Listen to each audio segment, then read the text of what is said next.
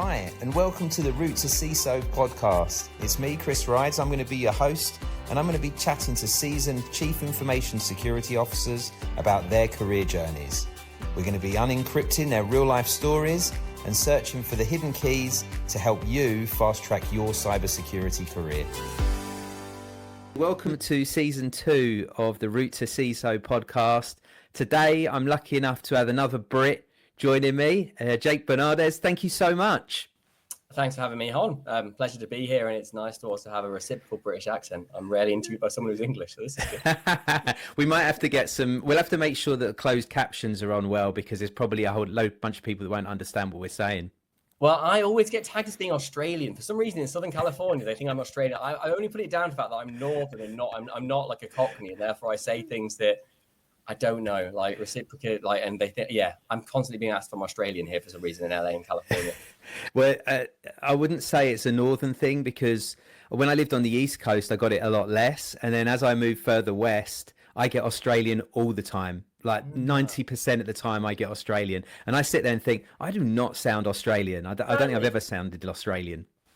I think it might, I got a bit of a mullet recently. I think that might have like now kind of exaggerated the Australian issues, but yeah, no, it's definitely a recurring theme. That's such a random thing, because actually you've got good friends that live in Sydney. They're Brits, but he's grown a full mullet and he's grown his son a mullet as well. So I didn't even think about that as an Australian thing. I always thought it was like an American thing. No, I think it's Australian rugby thing. Mine's much more random. Mine's just because my wife's really into Bridgerton, and one of the Bridgerton characters has a mullet. And one day she's like, "You should grow a mullet." I was like, "Fine, I don't really, whatever." Yes, mine doesn't tie to Australian rugby, but there's definitely a lot of them in Australia. There we go. I think I'm getting to the age where I might have to start growing a mullet and thinking about combing it over. My hair's starting to get a bit thin. It doesn't look too bad from this angle, but from a couple of others, it's not so good. So anyway, we should crack on with it. I'm sure people don't want to hear about haircuts for the next hour, right? Let me know.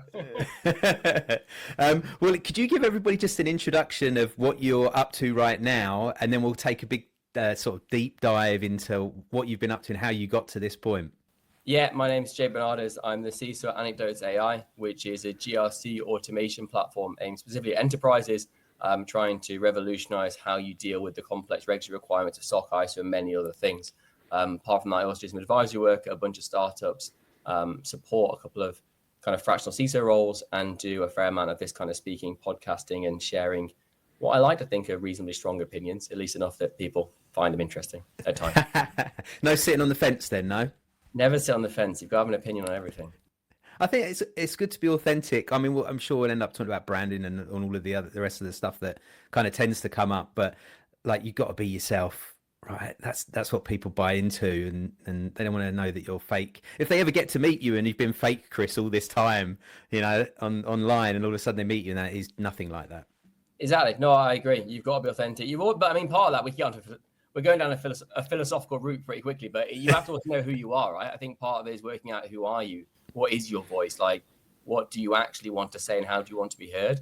I think you have to. I think a lot of people fail to identify that section before they work out how to be true to themselves in the public sphere. Yeah, but just to clarify, the one thing we're not, either of us, is Australian. Correct. Neither of us are Australian. Okay, mate. Well, tell me a bit about how... There's nothing wrong with being Australian either. Let's clarify and caveat, there is nothing wrong with being Australian. Totally. If you can be Australian and survive all those deadly animals that just hanging around all of the time, fair play to you. I don't know how you do it. I've also been told it's a very lovely place to live. So there you go, but I've never been, so that's another thing on my list of places to go. Right, jumping off into your background. So what were you doing pre-cyber? What was your background before then? Well, I've got a bit of a weird background. I grew up with computers, playing and messing around. My dad was into IT. We used to build PCs, used to play around and try and muck around and writing code. I remember I grew up really with the ZX Spectrum. I'm older than I look, so I grew up playing like kind of Dizzy Egg, Paperboy, the original games, and trying to find ways to break them. So I guess I was probably a hacker mentality from day one. I then diversified away. I actually did languages at uni. I did Chinese and spent a year living in Beijing. Came back and realized that while languages taught you a lot of things, it wasn't really a career path, so to speak. Got my first job at IBM. That was doing mainframes, which, believe it or not, are still a valuable and important thing. Went from there to KPMG, where weirdly I ended up actually in a strange kind of role where I was half technological, half finance accounting, I guess, doing deals and corporate advisory, and then got pulled from there into the pen test team, and it's been that way ever since. So I'm actually one of the few weird. I'm not a CPA in as much as I'm not an auditor, but I do have a chartered accounting qualification, bizarrely. Oh wow. Okay, that's an unusual mix. Not usually the two things that you like get people liking to do together either, right? That kind of, I don't want to say compliance side and the engineering side, the mix of the two, probably the most difficult thing that we ever have to feel. I think if we were going to like condense this conversation into kind of one like kind of phrase or one kind of thought in terms of what I think helped me to be successful in what I do, it's probably that. Like I have both a background in compliance, I have an understanding of business metrics and business language and financial acumen, and I have a natural desire, experience, and education in technical security, which I think if you get those three together, then you really have an ability to lead. But I think you're right. It's very hard to find. It's what everyone wants to define in a CISO, a VP, or a security leader, but it's very hard to actually go and find as a recruiter. Like I don't envy you at all. Yeah, it's funny. It's a tough that tough situation we get in. Like when I ask about people's like CISOs and the attributes they need to have, compliance and regulatory knowledge does always come up alongside that technical. So 100%, once you get into that level, being able to do a bit of both, doesn't matter if you're stronger on one or the other, but being able to do a bit of both and willing to do a bit of both seems to be a key to being successful at that kind of level. Yeah, I would agree entirely. But I don't know if one's more favored than the other. I think you get some CISOs who are more technical but hire very well in the compliance kind of regulatory side. You get some who are more used to kind of risk management and hire very well on the technical side. I think it also depends on the industry. If you look at kind of tech, most of us are semi or technically backgrounded. But if you go to like a bank or you go to like some of the kind of more traditional kind of Fortune 500 companies, a lot of those guys came from like McKinsey, Baines, Accenture. They're like management consulting backgrounds. They're not really even risk or audit background. So it kind of varies on what I suppose your organization is looking for. The key fundamental skill you have to have as a CISO is be a problem solver.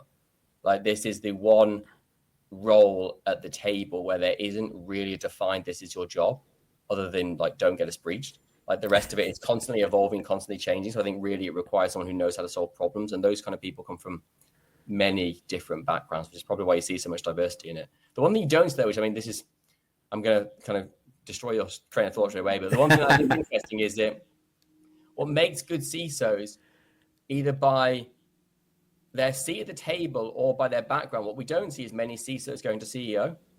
So you see, I mean, yes, in cyber companies, fine, but let's withdraw all security companies.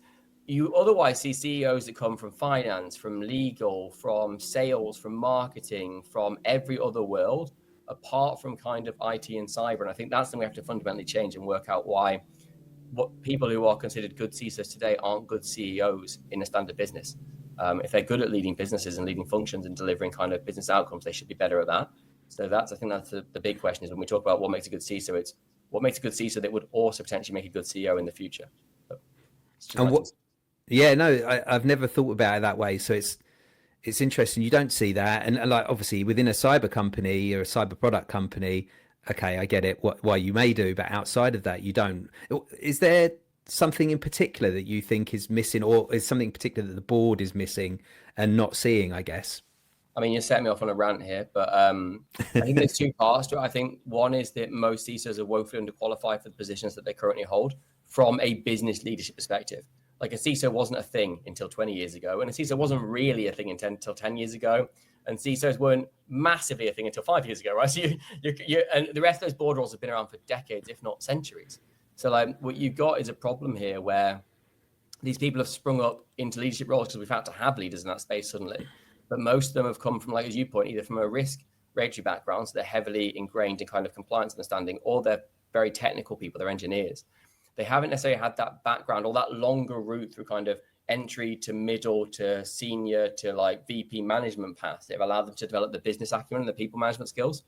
So I think one of the problems that you have there is actually a lot of them just don't necessarily have the skill set or the experience base to go beyond this. So I think they're often in the seat because of requirement rather than because of merit. And I say that being in that room, right? And I think the second one is an ability to speak. So I am very lucky and grateful for having a financial background that allows me to understand properly ROI. Like we always say ROI, but like what it properly means, like what burn rate really means, like how you protect against those things, how you generate like general income driving outcomes and how you speak about business outcomes versus like departmental outcomes. And I think, again, I see a lot of CISOs who sing to that tune but can't actually do it. And you can't be a CEO if you can't work out what drives a business. The amount of CISOs I see, we've been saying this for a long time, and I listened to another person present last night about this like constant reoccurring theme that we need to move from being a cost center, profit center, and no to a yes. And I've heard it so many times, but like, I don't know if we're really doing anything with it. It just seems like lip service. Like, you've got to be a yes. You've got to recognize that your job is to help the business sell stuff.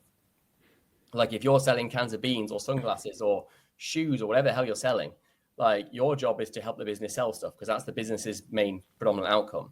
And it seems like CISOs can't get their head around that. And their ROI is still, we saved you this much because you didn't get breached. Well, that was an if. You can't have an if ROI. Like, we saved you this much because sales cycles went faster. Well, great, but I could have just hired more salespeople and then it would have been quicker anyway. Like, you've got to come out with ROIs and business driving or business outcomes that are driven because of your activities that someone else can't do. And until we demonstrate those capabilities and understand that logic and that language, I don't think we'll see any CISOs promoted to a CEO in a company which isn't a cyber company. Yeah, that's when I look at the attributes, one of the top attributes is always business, understanding the business and enabling the business, right? A good CISO enables the business. And perhaps you're right. You know, there's a lot of CISOs or people that have moved into that virtual CISO world and they're really struggling. And it's not that they're not a good CISO, but finding business, closing business, understanding the sales side and what they need to do to keep that as an ongoing, because really they're creating a business there. They kind of struggle. A lot of them struggle.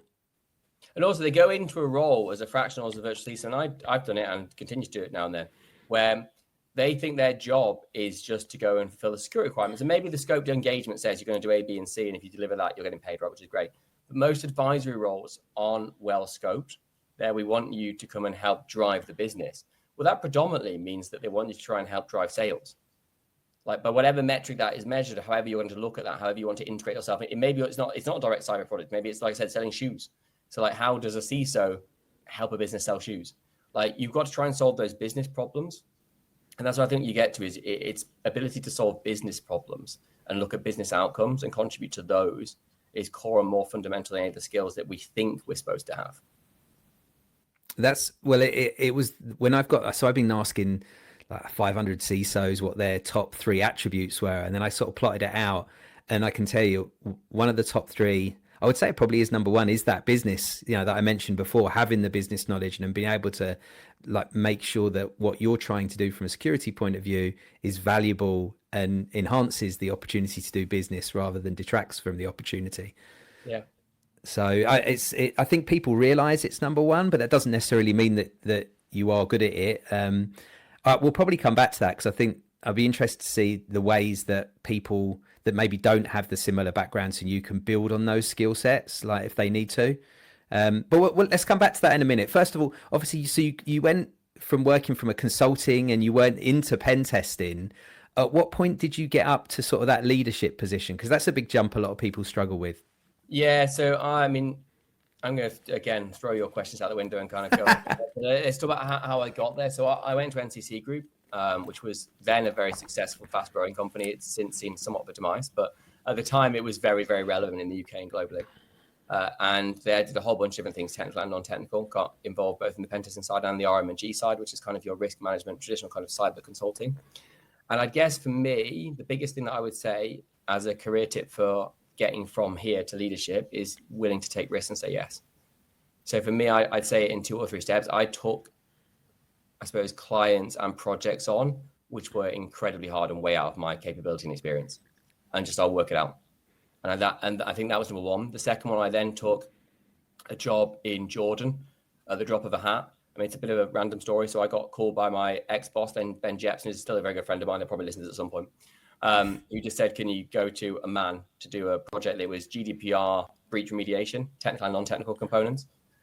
I said, yeah, fine, cool, whatever. And then I kind of put the phone down. My daughter had just been born. I had a son already who was 3 and my daughter was a few weeks old. Sleep deprived, as you probably are at that point. And said, yeah, it's fine. Then I kind of, my wife kind of like said, where are you going? I was like, Amman. I was like, I don't know where that is. No idea where Amman is. Looked at a map. I'm like, oh, it's in Jordan. Oh, crap, that sounds terrible. And then I was like, how long is it? And so I rang him back and he's like, oh, it's probably for like, it's at least for a few months, if not up to a year. I was like, oh. right? And he's like, you're kind of already on the contract. He's like, I kind of assumed you'd say yes, so I put you on the kind of on the ticket.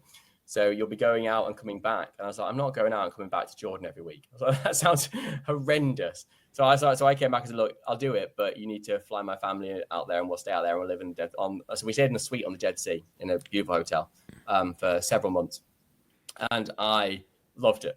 I think those kind of moments where you're just forced into a massive lack of comfort, like where you're doing something in some of the language was debatable, completely new project, very much isolated by myself. And that was hard. I then came back and then got sent or asked/sent again within like a matter of weeks. We just resettled and got sent to the US. And I spent over a year in the US doing a lot of our West Coast work. Again, my wife is a saint who just seemed to say yes every time. I was like, I've just committed to go to America. Sorry. And so I'd say a lot of just taking projects that were hard. And I kind of created, I suppose, a brand and a capability in the US of doing kind of the startup CISO. I suppose I did a lot where I came in, would do like they had nothing. They wanted to get something. It was build SOC, build ISO, get ready to hire a CISO in place once I came out as like a consultant, build and scale manageable processes. So that was kind of, I was doing a lot of that. Then one of the customers I got was a company called Single Store, then called MemSQL, which is a database product out of San Francisco. The guy that built it, Nikita Shamaganov, is like absolutely one of the smartest people I've ever met, absolute genius. And I basically physically entered the building, so physical pen test, showed him everything that was wrong in the business. And then he asked me to fix it. And I said, fine, I'll come and I will, but I want to lead. So I got hired as a head of security/VP then. And that was my jump. And since then, that's what I've been doing by either VP or CISO title, which I think these days are more interchangeable than people think they are. So yeah, I think if you say, how do you get there? I think I never was afraid to say yes, take gambles and do the stuff that other people don't want to do sometimes, the stuff that's hard and complex. In those kind of spaces, you gain a reputation, you gain experience. It sounds like you're very accepting of being voluntold, maybe. Yeah. I think that's a fair thing. I think it's just a lack of fear, right? What's the worst that can happen? And it's embracing things. I'm fortunate to have a wife and a family who were in a position then when my kids were young enough that we could embrace and do this stuff. But like, it's not for everyone. You can't always just say, I'll go and live in Jordan for several months, like in a hotel with like two small kids, one of whom was like a month old at the time. And then flip to the US after being back for like a few weeks. Like, that's not for everyone.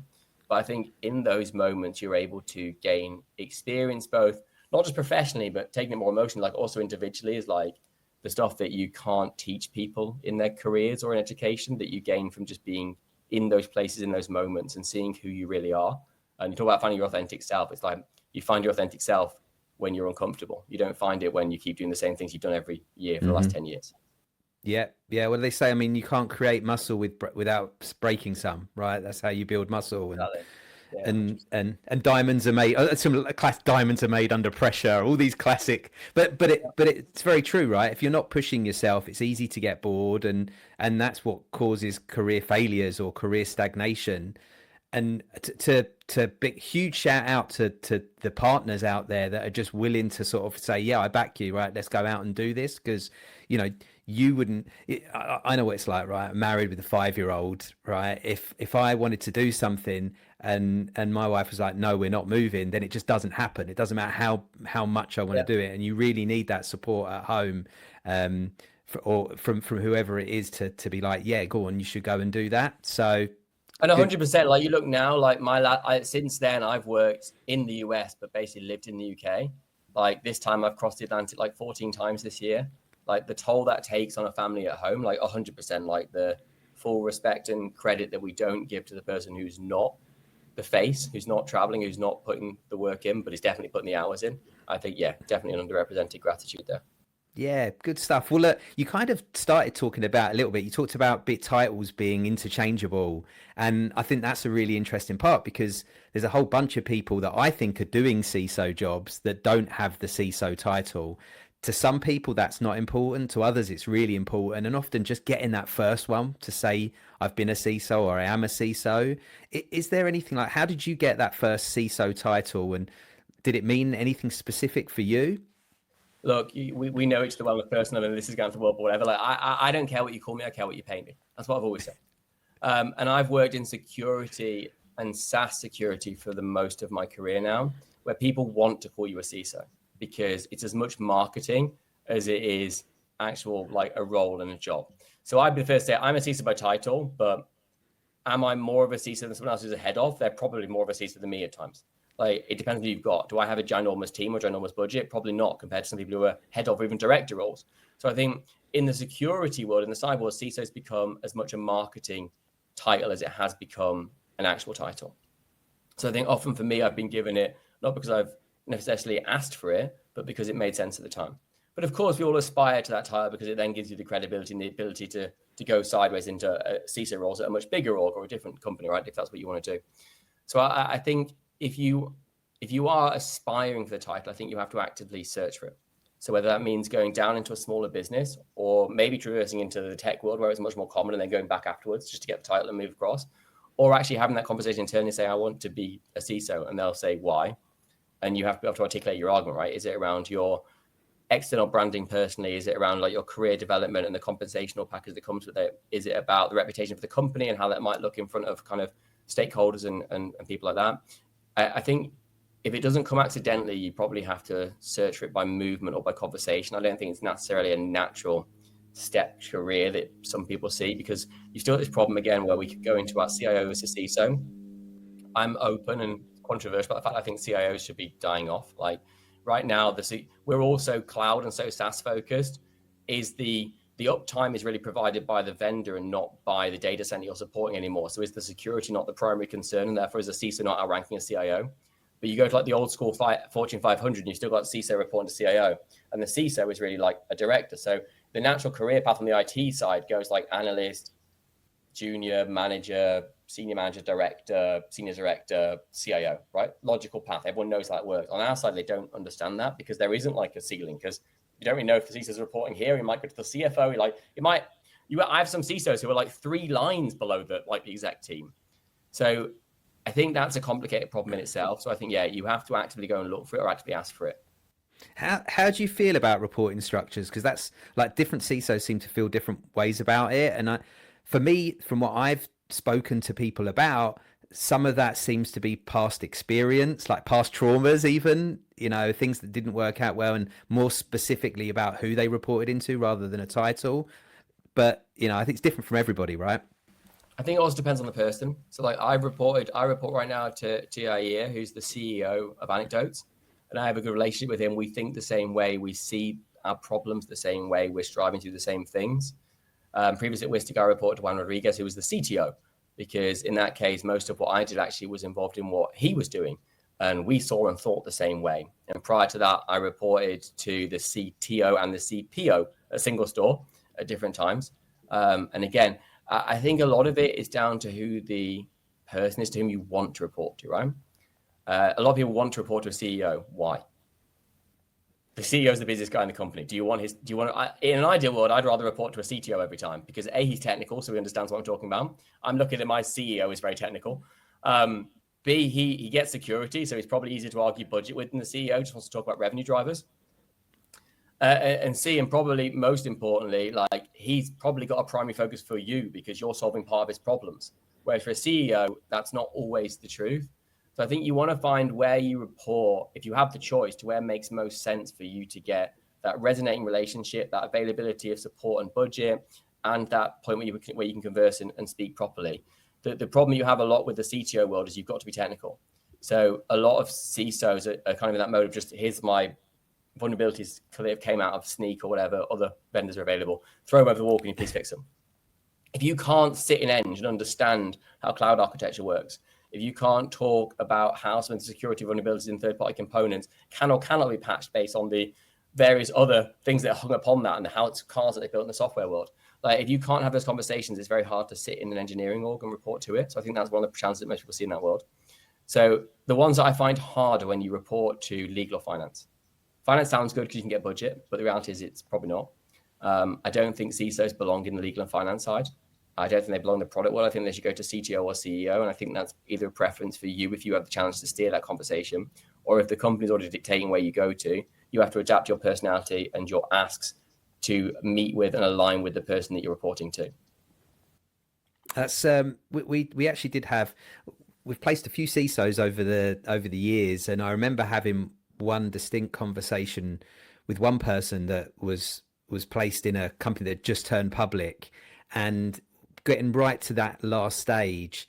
And when the offer came, part of the offer or part of the request was that they asked, is it possible, like, this is what I would like the reporting structure to look like. And thankfully, actually, the CTO there, who ended up being a pretty decent friend and somebody that's moved around to other places, and I've kept in contact, he's like zero ego. He was like, I have no problem with that. Just let's sit down and work out why that is important in this particular business. If you can explain it, I'll sell it to the board. You know, you're the person we want. And that conversation was had. But I feel like if I look at pretty much all of the others, most of the others were pretty acceptable of the status quo. This is how they're going to do it, and so that is acceptable. Is that something that you see, or is that a conversation you think people should have? I think it's only have it if you clicked on it perfectly there. Only have it if there is a rationale and reason for why you want it. Like, if you just want it because you want to report to the CEO, something that gives you more power, you don't want to report to a CEO. Like, if Yair is listening, I love reporting to Yair. But like, in a lot of worlds, you don't want to report to a CEO because he's super big, not his primary focus. You're going to have more time from the CTO than you are from a CEO. So often it's an ego thing for CISOs. They think that, I need to matter as much as the CTO. Your voice is your voice. If your voice is heard in an executive meeting, it doesn't matter who you report to or what your title is. If your voice is being heard and being acted upon, that's all that really matters. I think we mix and confuse things. And I think this is also this problem with the fact that so many CISOs have come up to power so quickly. And there's all kinds of issues here with explaining the rise of the CISO and the problems it faces. But part of it is this very fragile ego. This says, I need to have equality to every other VP in the meeting. I need to be able to report to this person. I need to be able to heard at this meeting. Yes, to a large degree, some of that is valid and true. But what really matters is that you want to be heard and be part of contributing to successful business outcomes. If they say, yes, that's fine, but you're going to report to this person, you shouldn't care who that person is. If you want a specific reporting line because there's a genuine rationale to say, it's like you're super technical and you don't think you can explain what you need to a CEO and why you need it because you don't understand the business and the financial language that gets you there, and you want the CTO who can then translate that, great, that makes sense. But unless you've got that business case that really makes sense to you and you can articulate in a way that will convince other people, you just seem to compromise your own self by asking, because all you're doing is suggesting that you're a bit of a prima donna. Yeah, I agree. It was one of the most difficult conversations, because when they brought it up and said, well, this is the discussion I want to have, I was like, okay, right, well, let's us have that discussion. Explain it to me in layman's terms. Let me understand why that's important. And I think once we'd gone through it, I knew that he could have that discussion with the client, with the CTO. And was it a CEO? Was it he wanted to report to a CEO, I'm assuming? Yeah, he wanted to report to the CEO. What was the major reason? Well, he'd previously reported to CEOs, and he did understand the business. He'd worked at a really much bigger company, and had that direct report, and I think had the right kind of, I don't know what the right word is, but that right attitude and experience that could have that discussion, and alongside and still support the CTO. And so I think that was kind of the main reason. And I think the CTO was so understanding because they knew they were interviewing somebody that had probably a much that job at a much bigger company, and actually would be adding more value and educating the CEO in ways that would help the whole business. I mean, that's the point you've got. And you said at the beginning, you've got a CTO who has no ego, because your CTO is so important if you're a security leader for actually fixing, remediating technical issues, pen testing, vulnerability management, all that kind of stuff. If you've not got a massive technical security team, if you piss him off on day one by making him feel like he's not important because you want to report to the CEO, you might as well take the role. Yeah. If it doesn't succeed that the CEO takes his reporting line and the CTO is not fully supportive, you just shouldn't take the role. You've got to start with. It was the funny thing was we'd had sort of discussions about it, and it hadn't really come up, throughout all the qualification, and we were getting right towards that final stages when it did come up, and realized that it was, in this case anyway, was a much bigger deal than I thought. Usually we'd know this stuff, and so we can cross that path and talk through it earlier. But to be doing it towards the end was one of those ones where you were like, oh, okay, all right, okay, let's have a chat about this. Yeah, I mean, the flip side of saying that is, if you have convinced the business of your value to that point, you're at the point where you can effectively say, this is what I want. And if they're convinced of your value, they'll probably make it work. Whereas if you start earlier in the conversation, you might not got it. So it probably wasn't something you missed. And if it was me, I would have probably intentionally held that back until the last day. So yeah. Yeah, I suspect that was what was going on, but as a recruiter, especially with all, I've been doing 25 years now. You sit there, and a good recruiter looks back and says, right, what did I do? Did I not ask enough questions? Did I not ask the right question?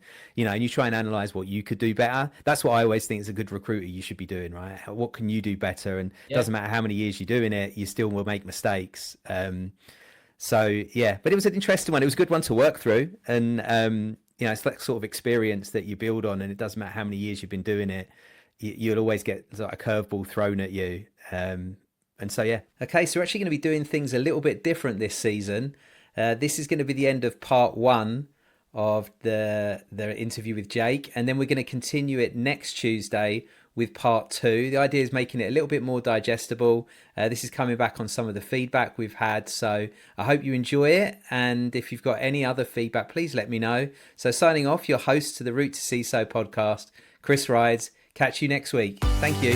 Thank you for listening to the Route to CISO podcast. If there's something you really want me to ask on the next episode, or if you're a CISO who wants to inspire the next generation, please reach out. I'll leave a URL to my LinkedIn profile, and make sure you connect and message me there.